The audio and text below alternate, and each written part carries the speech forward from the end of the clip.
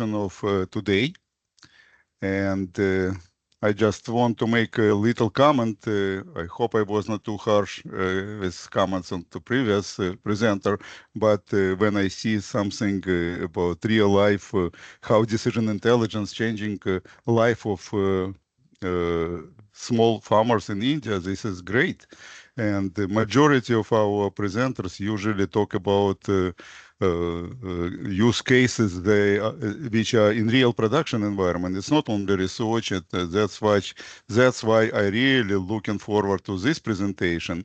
It will be done by one of the most popular product known as Camunda, and both presenters are experienced software developers, but in spite of this, they're using DMN, BPMN, and other standards implemented in their products, but probably similarly, the same experience would be valid for other vendors and practitioners. And that's why they will share best practices, and this is really interesting presentation. So guys, go ahead. Thank you for coming. Thank you very much, Jacob, and thanks for the introduction. So indeed, this is going to be a presentation we hope will sort of be an interesting behind-the-scenes look at how we have built our tool in the last little while. And we have some examples, and the idea is that hopefully the folks listening, I know at least one person, I see Denny there, will be interested because probably shares a lot of the trials and tribulations of building a product, watching how people use it, and trying to make it easier for those people, and what we learn along the way. My name is Niall Deehan. I'm a developer advocate with Camunda. I used to be a software developer, but turns out I'm better at talking about software than actually coding it. So I now do a lot of work with our community of users. My goal is to essentially listen to the developers about what they've built with the product, try to tell developers then or help them understand how to properly use our product, which is a two-way street, because then of course I listen to what developers are telling us about our product, and then I end up delivering that to our software team. And joining me is the beneficiary of those that feedback, Maciej. Hi, my name is Maciej Barelkowski. I am a senior software engineer at Camunda. In my work, I focus on decision and process modeling. So I built libraries and an application which allow you to model your processes, BPMN processes, as well as DMN decisions. So I use the feedback that I gain from Niall and also from the community to make the life of decision modelers easier and to improve the experience of the modeling. Amazing. And for those who may not know, Jacob very kindly referred to us as a very lovely tool for decision modeling, and we hope we are. We both work for a company called Camunda. We focus on executable process models. We're using BPMN and executable decisions using DMN, and we follow those standards as closely as possible. And if you were a couple of days ago, you might have heard Falco talk about in-depth stuff about the notation, because we also, of course, have a big impact on hopefully through Falco, how these things are implemented as far as the standard is concerned. Now, for those wondering, for today, we're going to focus primarily not on anything else except for decision-oriented stuff. We're going to talk about decision requirements diagrams, and how they impact some of the use cases that our users found. We're going to talk about the decision model notation, DMN, and we're also going to talk about what turns out to be a bit of a bane in the life of our end users, the friendly enough expression language. And what we want to do with this talk is talk about how, when you build something based on a standard and give that to a community of users, what you learn from those users, and then try to sort of implement changes that make those users have a nicer experience in general. And we're going to talk about that by emphasizing 3 specific cases we came across. how we got the feedback, how we implemented changes to help improve it. And I'm looking forward to questions and comments about perhaps folks who might experience similar things or other things, or possibly can console us about the issues that our users have had as well. So here are the 3 problems we're going to address in this talk. The first is context switching. A lot of users who use Camunda happen to use usually along with BPMN, but as well as that, a rules engine and modeling rules in general are never used in isolation. They need to have some context from somewhere, and they're usually sending context to somewhere.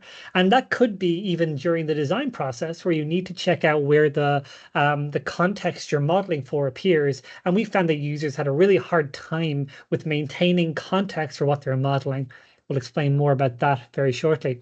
Understanding expressions was a very big deal, specifically using FEEL, a friendly enough expression language, which is part of the DMN standard. And we found it's a really nice standard. I personally like it quite a lot. I use it every day in my work. But we found some interesting things when you tell users, hey, you've got this table to build, you've got some rules to build, and here is the expression language you're going to be using to implement those kinds of decisions. And we want to talk a little bit about how that was challenging for our users and sort of things we did to try and make it easier for them. And then finally, understanding execution. Because primarily Camunda is an execution engine, we want to talk about how we made it easier, or we tried to make it easier anyway, for users to understand the leap between something you've modeled and something you've built to something that's running and something that is in the wild being used by folks, and being able to understand and learn from how it's being used in order to make those decisions better, for instance.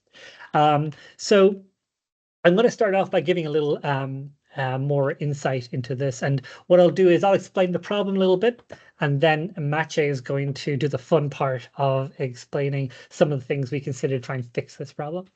And the first thing was, this is a classic decision table. It's got, it's not too complicated here. It involves trying to determine the risk of something based on a few different inputs. Now, if you were to look in this in isolation, some of the issues here are about understanding the context in terms of variables. And this became a really big deal for people because if you look at the question at the top, what variables are being used, but also where are they being used? And it requires a whole bunch of existing knowledge to understand that, because it's not very clear. If we go forward a little bit, you might see that, okay, we have some variables there in the input. We also have some variables being used in here. And we also have some variables, of course, as output. And this turned out to be quite complicated for people to fully get their head around, both when modeling, but also, like, crucially, when trying to maintain an existing table. Because one of the nice things about decision modeling and modeling in general is you want to be able to create a life cycle. If you're very good at maintaining rules, and rules are designed for this, you want to have these rules that can be deployed once, right? But then when you learn how to improve those rules, it should be very easy to go back in, get the context, and make changes. But this was getting quite hard.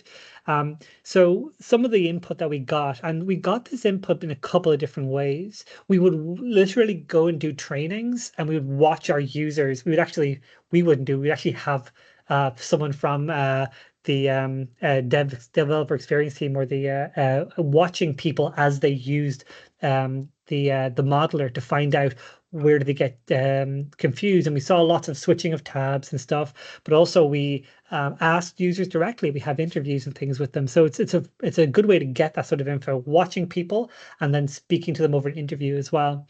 We also found there's too many places where variables are, that they could be basically anywhere. And there's it takes a long time to model a decision if you keep having to context switch. The bottom one there is important because that was our key thing, because that was our goal to try and fix. We don't want people context switching as much. Either they don't know the name of a variable, or they don't know what the output should be, but we don't want people to be able to do everything within the confines of the modeler itself. So I will stop sharing and let Maciej show you what we came up with. Okay, so it's time for the demo. I will share my screen now. So Right now, we will try to implement a simple decision. So this will be about I am trying to order a beverage, and then my decision will tell me whether I am actually allowed to do that. So we start on the top level, on the DRD level. Let's start with the name of our decision. So this will be check if allowed.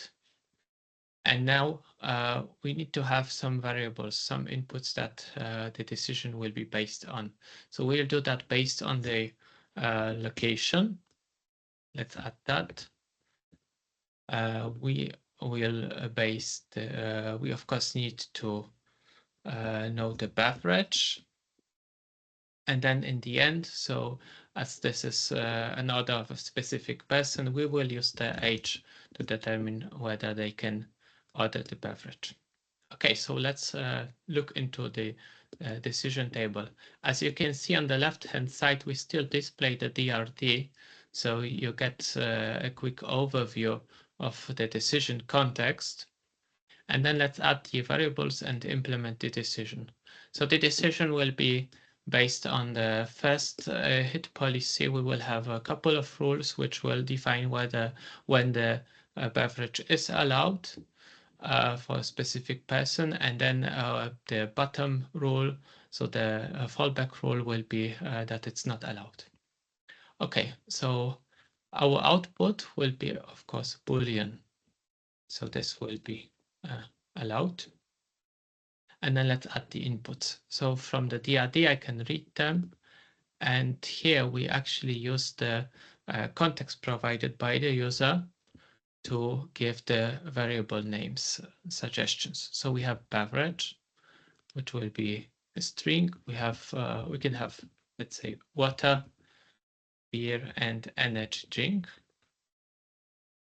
Just as some allowed values in here. Then we want to have a location, which is as well suggested. So our location, we will use Germany and Poland, as these are the locations where Niall and I are, respectively. Niall is based in Germany, I'm in Poland right now. And then let's use the age, which is also suggested, as you can see. And this is just a number. So first rule, let's use for water. We don't really care where you are, and we don't really care about your age, because this is always allowed to order. Then for beer, we have a specific rule in Germany, which is minimum 16 years old to be allowed to drink beer. Then we have beer rule, but for Poland, which is at the minimum 18 years old. So this one. And then we have the energy drink. Let's use that. So energy drink in Poland, you have to be at least 18 years old as well, which is quite a new rule. So that's for energy drink. And then in energy drink in Germany, no limit for all. So that's true. And then the fallback rule, for anything which is not specified, we will disallow it. Okay, so that was our simple decision. And then let's see what kind of solution we provided for the problem stated by Niall. So we provide you with variable suggestion by the context that you provided as the user. So if you don't feel like providing variables using input data, then we won't give you support. But if you use input data, you will also see the variable suggestions. So this will allow you to avoid problems like typos or just not knowing what is available. You can design the decision gradually with the editor's help, right? So you start from the top level, you define your decision requirements diagram, and then we use that information to make the implementation easier. And that's it for this section. So Niall, you can continue.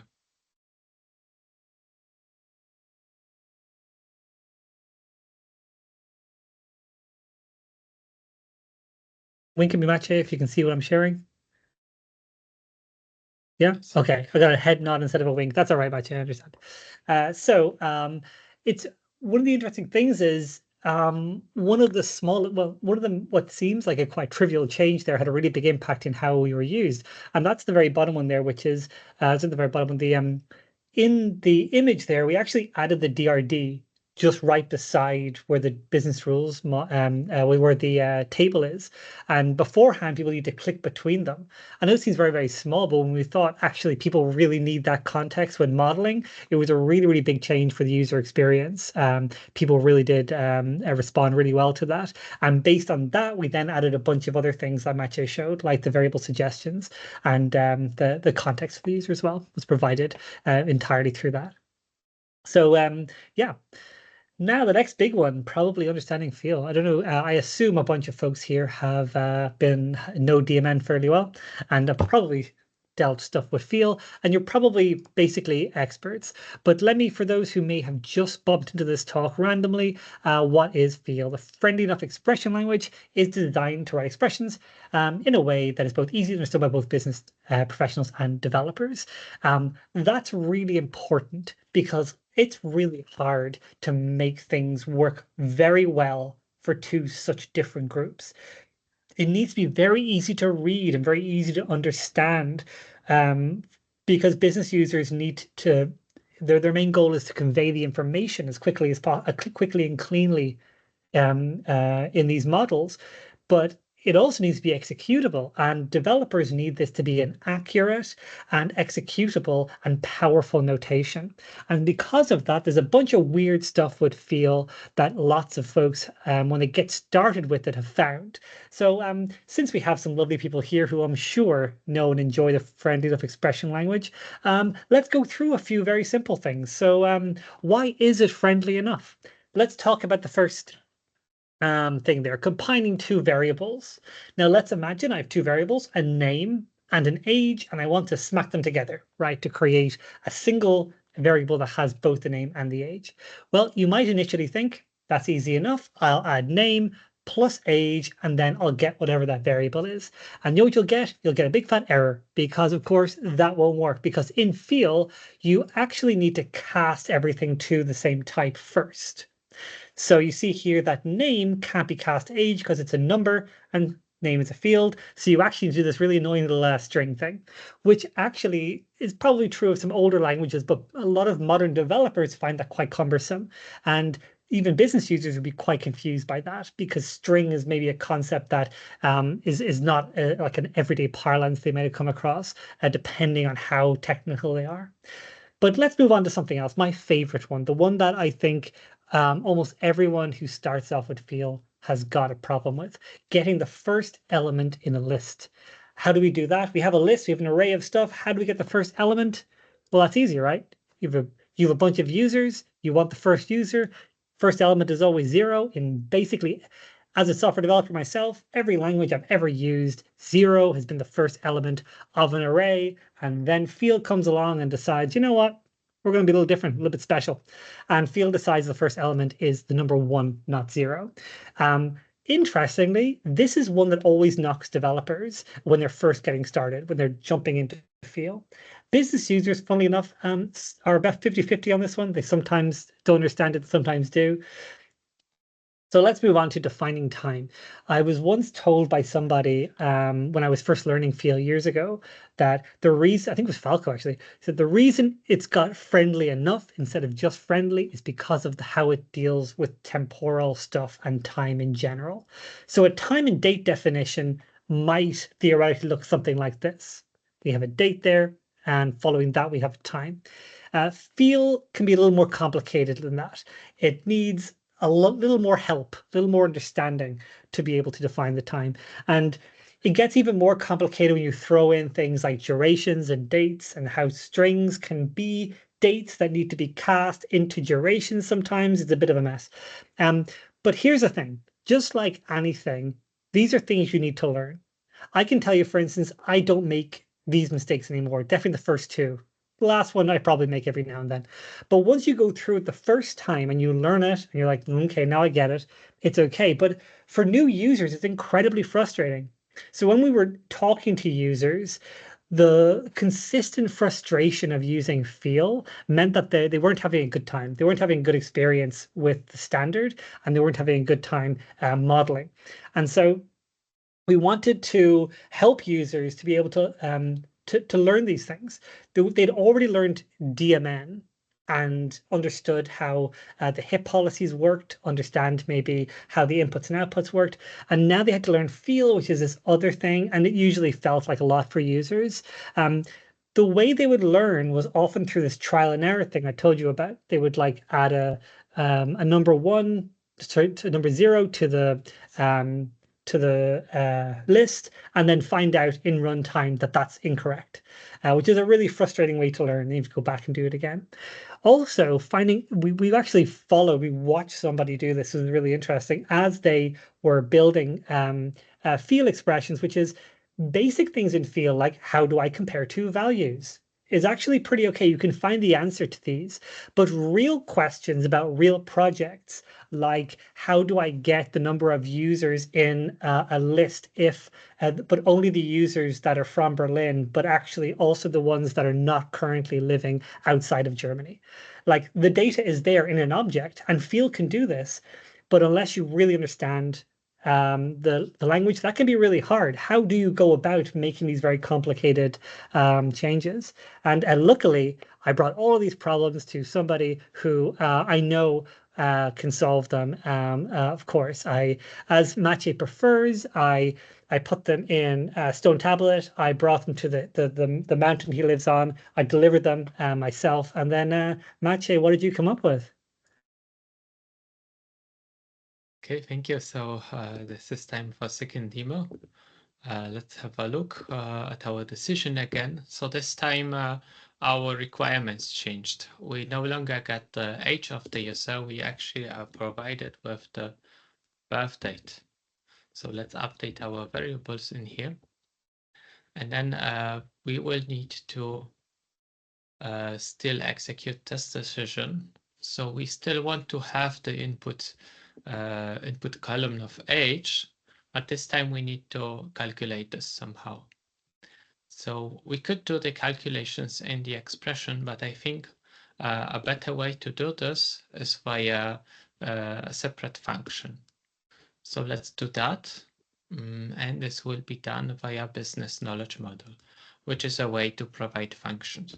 So what we want to do here, we want to calculate age. Let's have that. And we will implement this as a literal expression here, because this will be a simple field expression, which will allow us to see how field expression or field guidance is built in Camunda modeler. Okay, so this will be a function. We will use a single parameter birth date, which will be a string in here. And now we want to implement a decision, which will return a number. Okay, so let's try to do that. I will use the field editor in here. So as you can see, as I know there will be something about years, as soon as I type Y, I get a suggestion. So we have a function which will give me the years and months duration. This is a built-in DMN field. We get the documentation in here, returns the years and months duration between from and to. So this sounds like something I will use. Let's see what happens when I accept this suggestion. So I get already the function name plus the parameter names. So from will be my birth date converted to a date. So I will use birth date here. And then my second parameter, let's see, it will be today. Okay, so this will give me a duration. I need years of that. And by the way, for the problem that Niall mentioned, let's imagine we have a list here. so like the users list, and I try to do 0, we believe that this error can be detected statically before you run into problems in the runtime. So we detect that, and you can easily fix the problem within the field editor. So before you even run into problems in the runtime when you go to production or development. Okay, so we have our BKM implemented. We can even move here with this DRD view to our decision, and let's update the function, and then I will update the expression, and then we'll talk about the innovations that we implemented regarding this. So as you can see, calculate age, our PKM is already available in the suggestions. I will use that. We can already easily provide a parameter that need to jump around with the cursor. You can just use that. So we will have now the decision with the updated expression. So calculate age, we can use the label age as well in here. Okay, so that's this part of the demo. Let's have a look at the solutions summary in here. So we suggest what functions are available. Each programming language, expression language has its own built-ins, and field is no exception in here. But instead of jumping to the documentation and then coming back, you can use the suggestions, rely on them to provide you with the correct function names and parameters. Then we use syntax highlighting and validation. So this is essential for programming. Nobody programs in Notepad anymore, so we should not be forced to have plain text without syntax highlighting in the DMN editor as well. Oh, and I forgot the field playground for quick tests. Let's have a look at this one. So in the calculate age, we have the function, right? But we don't really know yet whether this will work. So we can use the field playground, which is available publicly, to check how this will work on in the real engine. So we will give the context, provide the birth date, and that will be some special date. Let's say my birth date. And let's evaluate the decision. This one, it seems that it doesn't really work, but we can maybe fix that later. Okay, so that's for this part. And then I will move on to the last section of our presentation, which is about comprehending executed decision. So you designed your decision, it is running in the runtime and on the engine, either in the development environment or the production environment. And now we execute some decisions, but we would like to understand how this works and how we can develop this further. So we need to know why the decision has a given result. DMN is not a black box. It's not an LLM or AI model, which just takes the input and takes the out and gives you the output, but you don't know what happened before. We do know what happened before the output was delivered. We also know what the full context of that decision was. So we can answer that question. And then with the macro view of the decision, we can now know more than just the results, but also what happened inside. And now it's part for Niall. Go ahead. Thanks, Maciej. That's right. I get to demo as well. So give me a thumbs up, Maciej, if you can see the screen. Great job. Okay. So this is the same table that Maciej was showing. I just added a little bit to this. You can see there's a bunch more stuff. We still have all the stuff you've gotten used to. And I wanted to show this quite nice feature that I kind of forgot about until I saw Maciej demoing, but being able to actually move between the different areas here, making this editable is actually really important, because a lot of DRDs have multiple models, and being able to move to the different models and seeing the context is also really important without having to jump back to the DRD, which is what we used to have. So it's quite a nice change. Anyway, so let's talk about this from an execution standpoint. So here we have our model. Now, I mentioned in the very beginning that a lot of these models are deployed and then used in conjunction with lots of other systems, and very often embedded within BPMN models, for instance, especially in our case. We see that a lot because we also have a BPMN engine, but we also have folks who are using DMN tables as standalone entities that they call when they need to as part of their system. But in this case, I want to show you a little bit about the execution in terms of the greater scope.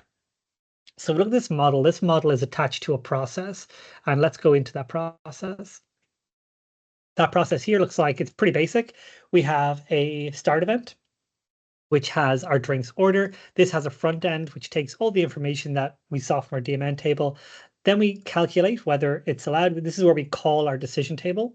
Then we have a simple gateway to decide what happens next. So let's start off by, this is deployed and running. And so now we want to start this. So I'm going to go into task list. This is a front-end application that I'm going to put into light, so you can see it better, where we have our beverage orders. This is starting our process. So if I start it, I'm going to put my name, which is Niall. My birth date, I was born in 1936, and I was born on a Friday, partly. And I am from Ireland, and I would like to have a beer. So I'm feeling confident about this one. So I'm going to start the process, and this then takes that data, and we map that data into the process model, which then it moves, it executes. And we can see what happens. So this is the current thing. If I refresh this, we should see a fourth one, the ones before the test ones. There's the fourth one. It just got triggered. For those of you not in Europe right now, it's about 5:31. Yeah. So let's click into it and find out more. Now, I talked about context. So the first thing is the context of this process is pretty easy to follow on a high level. We see that we have our variables here. The process is already finished, but if it was stalled, you'd be able to see that. We see the steps that it took and so on and so forth. And this is really great, but we're here about DMN. And the really nice thing about this is I can actually go into the DMN table in runtime and see which rule was triggered. So I see, for instance, my my inputs, which was I'm 88, beer, I'm from Ireland, and you can see we're allowed. So cheers to that. Right, and we see my location was Ireland. We wanted beer, and therefore that's what triggers. And this is really nice because there's two really important things with this. The first is that it's versioned, right? Because with these tables, you want to deploy multiple versions to make sure that the learnings from the past few executions are always taken into account when deploying new processes. Which means, from an audit perspective, you can always look through and see all the versions of your DMN table, see how they were executed, and be able to evaluate them and also check them for audit reasons, which is really, really nice. I think it's really, really handy. There's also all sorts of reporting you can do on these to make sure that you understand them better, and then can go and then re-implement them. As you can see, we have 5 versions of this one process. I didn't even remember what the first one was like. Very similar, as we can see. So yeah, that's let's swing back here. So there we go. So yeah, so we can view intermediary results. We can take a look at what a process was like at a specific snapshot. That DMN table existed in the middle of our process. So we can take a look at what decision was made, what variables were taken into account, and be able to view that really easily. This was really important for people modeling decisions. Because when you model a decision, a lot of business users initially have a bit of a, I wouldn't say, they don't expect to be able to see exactly what they've modeled being executed and run. And the reason is because once you give things away to be executed, it tends to sort of disappear into the ether on the ownership of technical people who kind of own that space and deal what you've built. This is true of like functional specifications. And one of the joys of the BPMN sort of family of languages is that they are directly executable, which means we wanted to make the place where you view the results a very easy place for a business person to be able to go understand what they've built, see it, and be able to sort of garner from that the kind of things you learn from execution. We saw that we've displayed the rules that match the evaluation. That's fundamentally important when people are auditing stuff. You want to find out why a decision was made. It's kind of like one of those big problems with AI being like, sure, I know a decision was made, but I don't know why. And the nice benefits of having a rules engine is that you can dip into that and find out exactly what got triggered, which is important.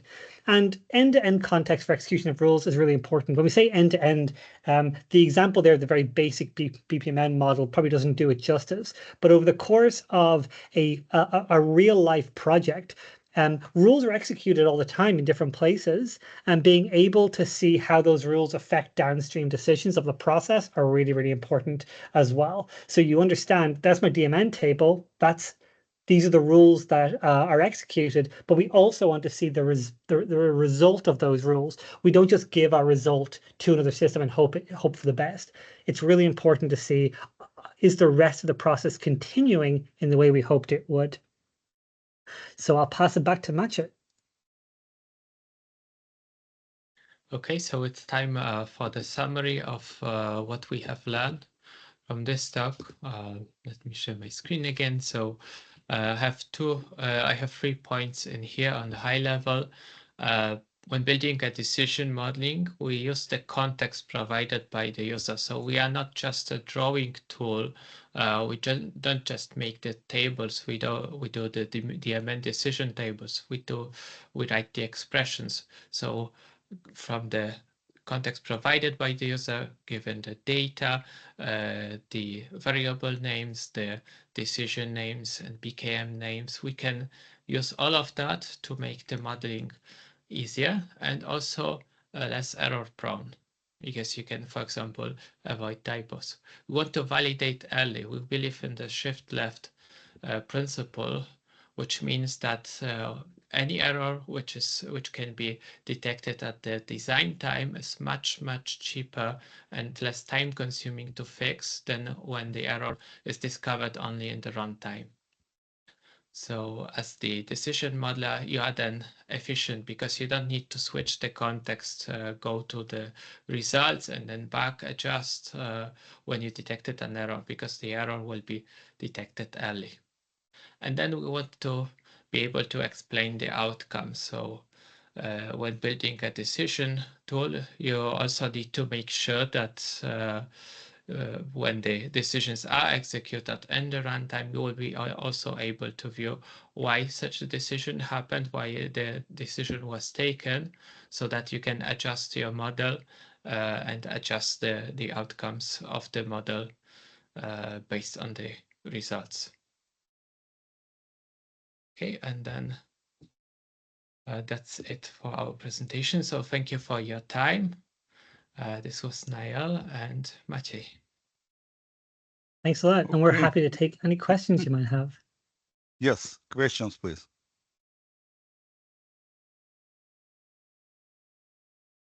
Feel free to just unmute your microphone and ask. Yes. I'll also open the chat as well in case people are using Yeah, that. you can unmute yourself and just ask questions. Anybody? Do you have maybe other experiences to share? I need to ask a question probably. Okay, I know that Camunda is really big on orchestrations, right? I can hear a lot, and we all were, as vendors, we were interested in this topic. And did I understand correctly that your orchestration provided through BPMN? Right? Exactly. Yeah. Mm-hmm. Okay, and in this case, so it's through diagrams, and your customer can stop in any point. So you can set up breakpoints, and you can see the current, not you demonstrated state of which rule was executed after it already was executed completely.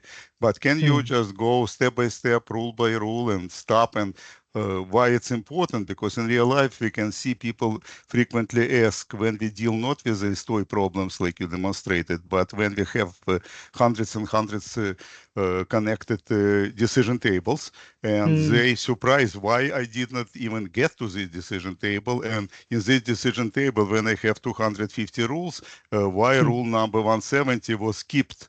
I expected it to be executed. So how you deal with these problems? Sure. So on an execution standpoint, I can, when you call a decision table, well, let's talk about how you would devise them. First of all, testing is fundamentally important understanding before you, there's where you're going to be able to get those answers to those questions of why this wasn't executed. First of all, if you have a DRD, you have one element, which is the DRD itself, but then each individual table in that DRD is also completely independent, right? So you can call any one of those if you like. So what we do is we have a testing framework in which you can call any individual table, as well as what Maciej showed, which testing each individual field expression in the field playground, as we saw earlier, to make sure that let's say, because people can put loads of really complex field expressions in the input columns, and you can just test those, first of all, to make sure they work. Then you can test the individual tables themselves using API, using classic asserts. And then you can also then test multiple tables by calling a table that is a higher level. We don't have breakpoints within tables themselves. You can create them if you want, but we have the engine works by synchronously responding in a single thread. Once you send your request out, the thread will come back with a response. If there is a problem, it will throw an error and it'll tell you why that was. Maybe Maciej can talk more about that. I think. Can you, Maciej? Yes, so via the API, you can evaluate single decisions, and the API will also return you the intermediary results, so what the decision gave as an output. There's no debugging like like rule by rule breakpoints, but this is certainly an idea to consider. So it's not for business people, it's for developers who know this API, right? Okay, never mind. This is, maybe people have more questions. Anybody? I'm sure they have. One thing what is always dangerous when so many vendors together is that people don't want that you promote only your product, and that's I think it's a common problem what you're dealing with, and this is really good, and especially because you guys trying to stay as close as possible to DMN. This is very positive, and we will see several more presentations today about DMN. And just if nobody asking, I will ask question, because you guys on a real world site, right? You're developing real world big applications, decision intelligence applications, and so far you sounded very negative about LLMs. But probably like all of us, we all do some AI assistance. We all investigate what's happening. You want to be ready. So what is your developers from trenches, what is your view on LLM inside your environment? That's a really good question, and one we're definitely talking a lot about internally. We're building a lot of interesting prototypes as well. Some of the things that we're thinking about is what are the benefits of DMN and what are the benefits of large language models for decision making, right? So if you think about that, we have a DMN standard which helps us to explicitly model out what should happen with the idea that you can then trace that backwards every time, right? With an LML, a large language model, you can also get information out of that, probably when you put input, but you can't trace it back, right? Which is a bit of an issue sometimes. It's a black box all the time. So how can you? So which would you choose? Which I think is a wrong question, because they can work together really well. I recently wrote a really nice blog post about how a risk analysis example where they have very strict rules around how to define the risk, right? But then they need that summarized. So they have this big rules table that generates a whole bunch of different, let's say, red flags, right?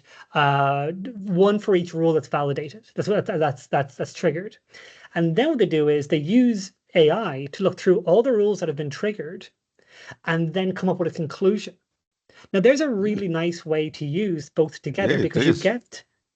you get that nice standardized, repeatable, predictable, traceable part that DMN gives you, but you also then turn the output of DMN into something far more usable than this huge chunk of output. So using them together, I think, is very valuable for bigger companies that value audit logs. Yeah, sounds very good. Can you put a URL in our chat to your article? Yeah, let me see if I can find it. Okay, you can do it later. You're not in a hurry. You can put it later and people will see it. And Yeah. any questions? Maybe if I can Okay. add something to what Niall said, I think LLM or AI in general and DMN are just different tools for different problems, right? If I need to explain why some decision was taken, why such result was given, then I will use DMN. LLM will be helpful for doing stuff like summary, like Niall gave. But then if I am to explain, let's say, a citizen why such a decision was taken in their case, then I would not use LLM because it's just a black box. Here's the place for DMN. So they will not replace each other in any direction, but they will be just different tools to solve different problems. Yeah. See. It reminds we me still of, have few more minutes, so for questions, or if you want to make comments, go ahead. yeah. Go ahead, Neil. I posted the link to the blog post for those interested. Thank you. We got it. But the other thing that it reminds me a little bit of SQL versus NoSQL databases, right? So this was a thing ages ago, right? SQL databases, you're not going to lose anything in there. It's very, very strict about holding data.